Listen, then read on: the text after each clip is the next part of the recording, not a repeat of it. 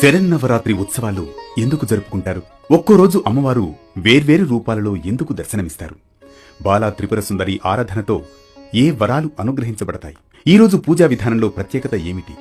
తదితర విశేషాలతో సాగేదే నేటి పరమార్థం. బాలా త్రిపుర సుందరి గై కొను మహారతి, బాలా త్రిపుర సుందరి గై కొను మహారతి, గానలోల జాలమెల దారి చూపుమా, గానలోల జాలమెల దారి చూపుమా. శరన్నవరాత్రి ఉత్సవాలలో మొదటి రోజు దుర్గమ్మ బాలా త్రిపుర సుందరీదేవిగా దర్శనమిస్తుంది. త్రిపురుని భార్య త్రిపుర సుందరీదేవి అంటే ఈశ్వరుని భార్య అయిన గౌరీదేవి అని అర్థం. మనస్సు, బుద్ధి, చిత్తం, అహంకారం త్రిపుర సుందరీదేవి ఆధీనంలో ఉంటాయి. అభయ హస్తముద్రతో అక్షమాల ధరించిన ఈమెను ఆరాధిస్తే మనోవికారాలు తొలగిపోతాయి, సంతోషం కలుగుతుంది. త్రిపుర సుందరీదేవి శ్రీచక్రంలోని త్రిపురాత్రయంలో మొదటి దేవత. షోడశ విద్యకు ఈమె అధిష్టాన దేవత కాబట్టి ఉపాసకులు త్రిపుర సుందరీదేవి అనుగ్రహం కోసం బాలార్చన చేస్తారు.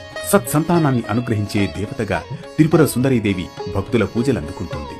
ఈరోజు 2 నుంచి 10 ఏళ్లలోపు బాలికలను అమ్మవారి స్వరూపంగా పూజ చేసి కొత్త వస్త్రాలు పెట్టాలి. ఓం ఐం హ్రీం శ్రీం బాలా త్రిపుర సుందర్యై నమో నమః అనే మంత్రాన్ని 108 సార్లు జపించాలి. అమ్మవారికి పొంగలి నివేదన చేయాలి. త్రిశతి పారాయణం చేయాలి.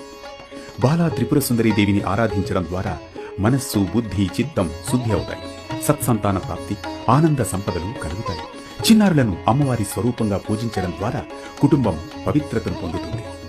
ఈ నవరాత్రి ఆరాధనలో మొదటి రోజే శ్రేయస్సుకు మార్గదర్శకమవుతుంది. భక్తి విశ్వాసాలతో చేసిన ఆరాధన తప్పక ఫలితాన్నిస్తుంది.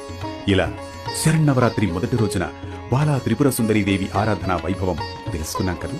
మరో భక్తి రాగం, ధర్మ దీపంతో మళ్లీ కలుద్దాం రేపటి పరమార్థంతో.